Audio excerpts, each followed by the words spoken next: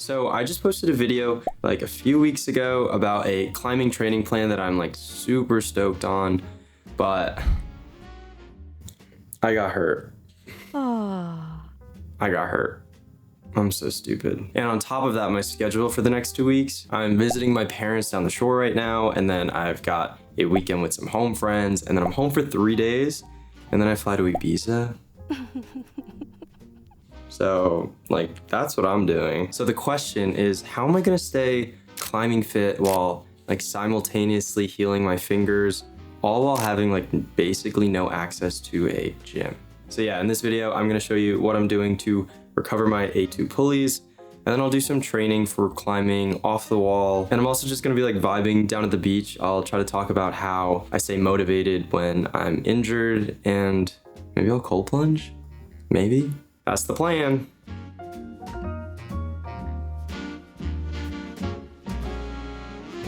So I'm on the floor. I'm just gonna warm up my fingers a little bit while I talk about my injury a little bit more. I was following my training, no big deal. Everything was going really well. My first 3 weeks were like intense base training, and what followed was a deload week and a rest week.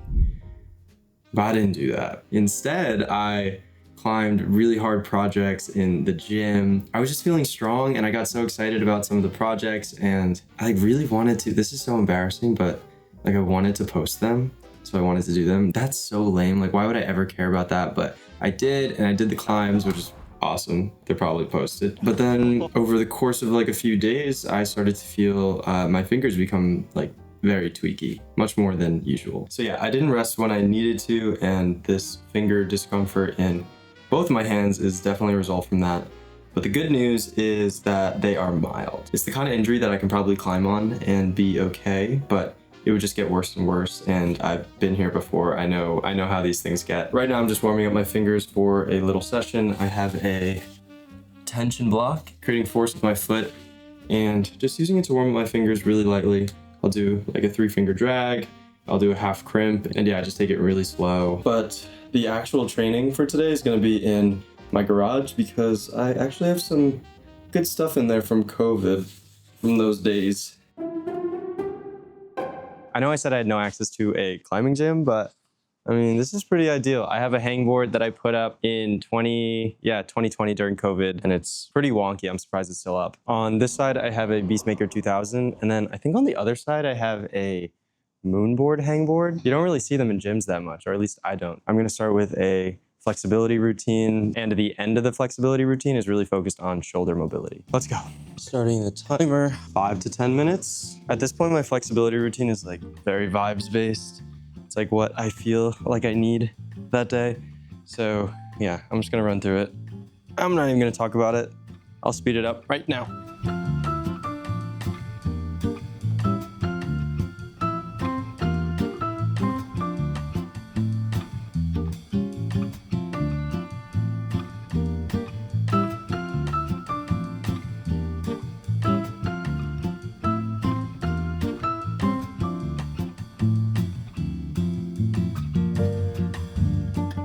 All right, let's do some shoulder mobility. All right, this is the shoulder mobility routine that I do.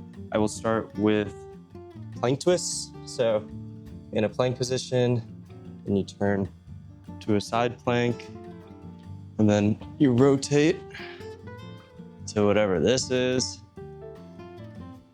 Another side plank, and back to a high plank.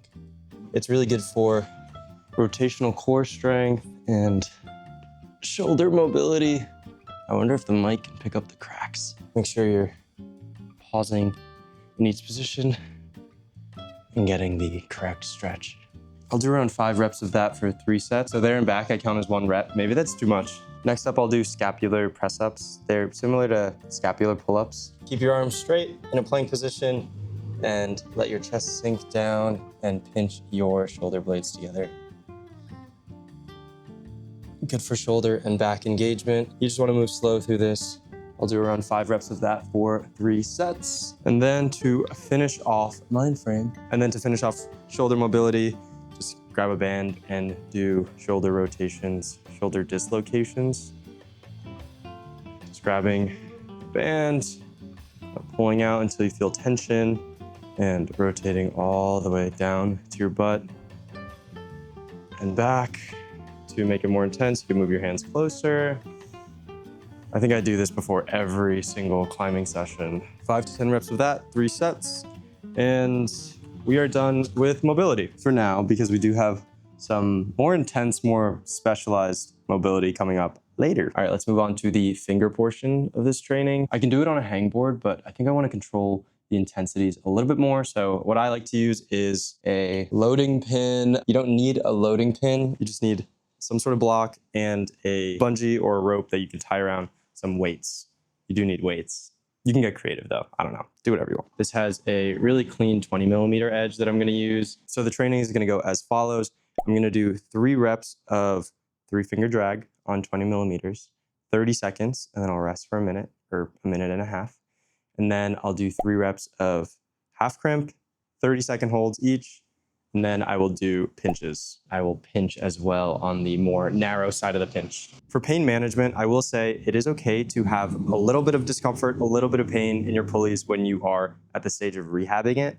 I'm gonna keep my pain levels to 3 out of 10 max. I'll just say it doesn't need to feel like no pain at all, but I wouldn't go over 3 out of 10. Like I said, we're gonna keep the duration longer, the intensity lower, and then, as you ramp up to being able to crimp a little harder, you can increase the intensity and then lower the duration of hold. So at that point, I'd go like 70% max and then, lower it to like 10 seconds or 15 seconds. So yeah, that's a good progression to build up strength in your fingers. I'm usually listening to like music or podcasts, so this is really strange. 3, 2, 1. This is way too light. All right, I've increased it to 40 pounds now. And I didn't mention it earlier, my pain really comes from half crimping. So 3-finger drag feels pretty comfortable. I'll do this for 30 seconds on both hands, 3 reps. Did I talk to you guys? I'm so bored. I'm either listening to pop music or an Arsenal soccer podcast because I got range. Oh yeah, I'm wearing Arsenal pants. Ooh.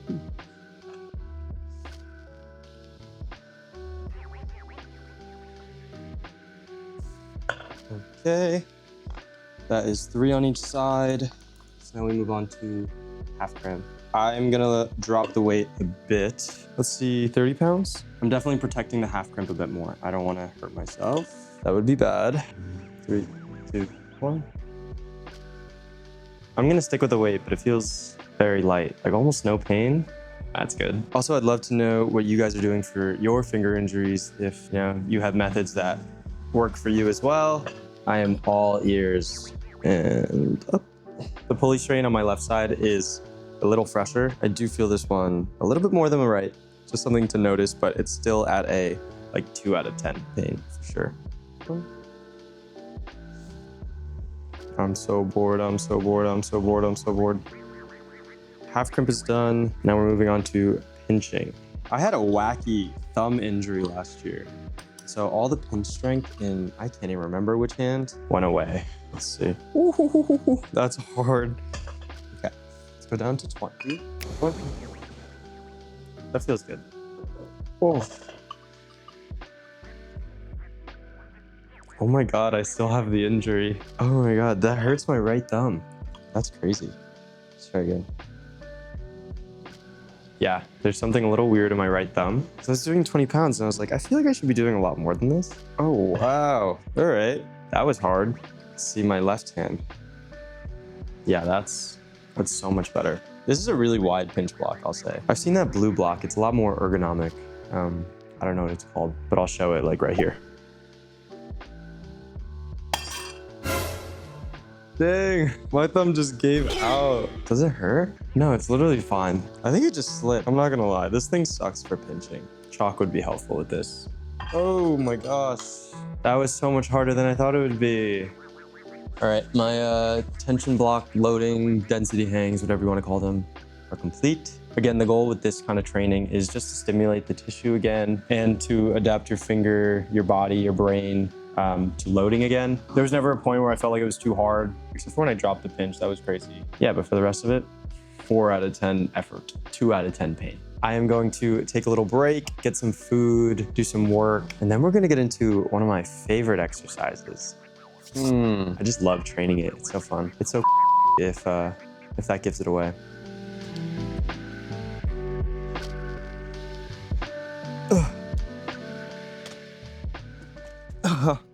Yep, we're back. All right, we're back to do some, I haven't even said what we're doing yet. I think I just said we were gonna do something I love doing, which we are. We're doing front splits training. Wow. I'm always trying to improve my flexibility, and over the years, I've always done like different things to try to improve my side splits and my front splits. But yeah, let's just get right into it. I do 3 different exercises for front splits training. Front splits training. The first one's called single leg good mornings, and then we move into long lunges, and then you finish off doing like an actual front split and trying to hold that position for around 20 seconds. As you can see, we're outside now. There's a huge cloud helping me with white balance, but it might go away at some point, and then I'm sorry if the colors are off. I'm sorry. Starting with the single leg good mornings. I have a 20-pound weight. I usually do 20 pounds to 25 pounds, starting with my right foot forward, left leg slightly bent behind me. I'm gonna keep my right leg straight and hold the weight down, let gravity do the work, and just hinge over the hip, down and up for 1 rep. I'm gonna do this 10 times. 9 and 10. Then I will switch sides, left leg forward, right leg back, left leg stays straight, and down, up. 9 and 10. So I'll do that for 2 more sets. I love this exercise. It does a really good job at opening up my hamstrings. My left hamstring is tighter than my right, so I always give it a little extra love, a little more pause at the end. 2 more.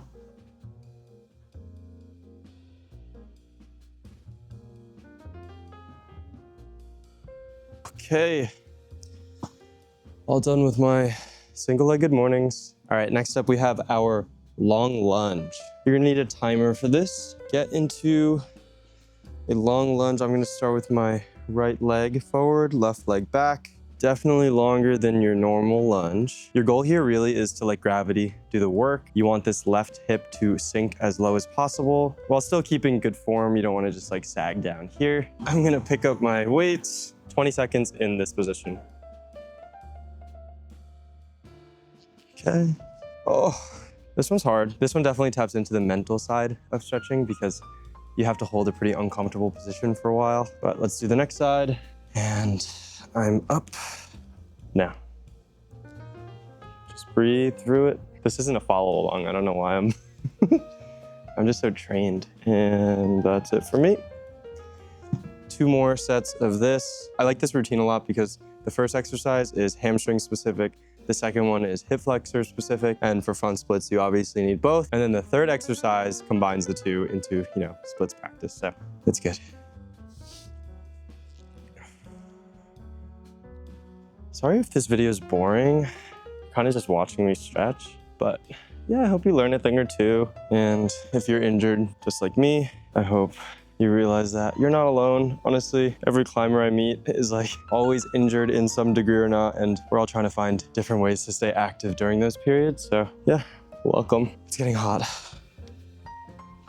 Done with long lunges. So the final challenge is just doing an actual split, front split, and just trying to get as low as you can, hold for 20 seconds. I like to use weights or some sort of props to make sure I don't break myself. I'll hold on to those. Once I get into position, I will start looking at the timer. Don't make fun of me. I know my front split isn't great. It's kind of like wonky, uneven, but it's the best that I can do.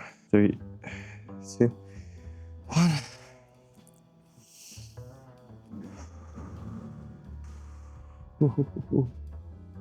Okay. Oh, God. That is so hard. I think that's my better side. Yeah, I think my left hamstring is pretty ass. Like, is there a better way to do this to get into position? I need like a slippery surface. Okay. Yeah, my left hamstring doesn't go down much more than that. Starting. Okay. Oh, that is so hard for me, but it feels so good. I have 2 more sets of that, and then that's my front splits training. That's everything. So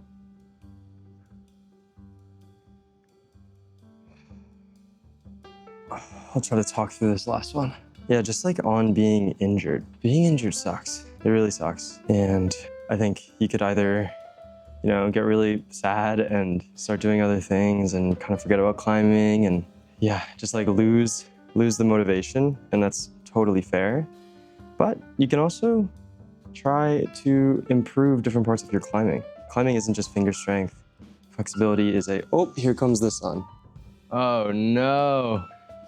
Please hold. Yeah, what was I saying? So many different elements can make you a good climber, and it can be really fun to start tapping into the other sides. I know when I increased my flexibility, I started to get injured less because inherently the positions that you take up on the wall are more efficient and in turn can lessen the load on your fingers. It's like if you can perch better on a foot, if you can bring your hips closer to the wall, that takes load off of your fingers. People love to just get strong, but it's all down here. If you can find it in you to get motivated about some other things while you're injured. For me, I have like small goals in flexibility, so I'd love to be able to touch the ground on a front split on both sides. Left side's gonna take some work. And then side splits, I'd love to be able to. Ooh. When I warm up, I can get a little lower than this. I'd love to be able to get my chest to the ground. That'd be really cool. So yeah, instead of just climbing grades as goals, maybe think about mini ones in the other departments of climbing, maybe, if you want, whatever. I think I said I'd go cold plunging after this.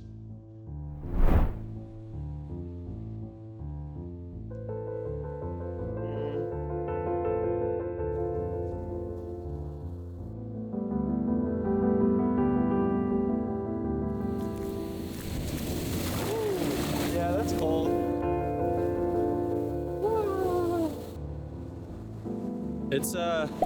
It's not cold.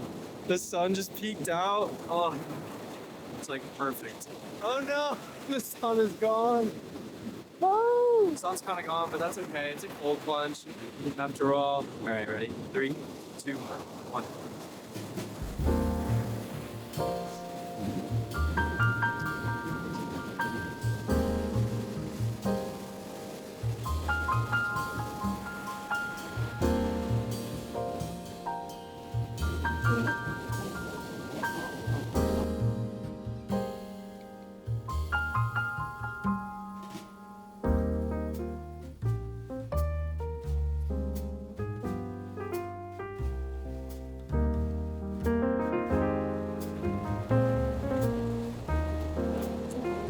That's enough for me.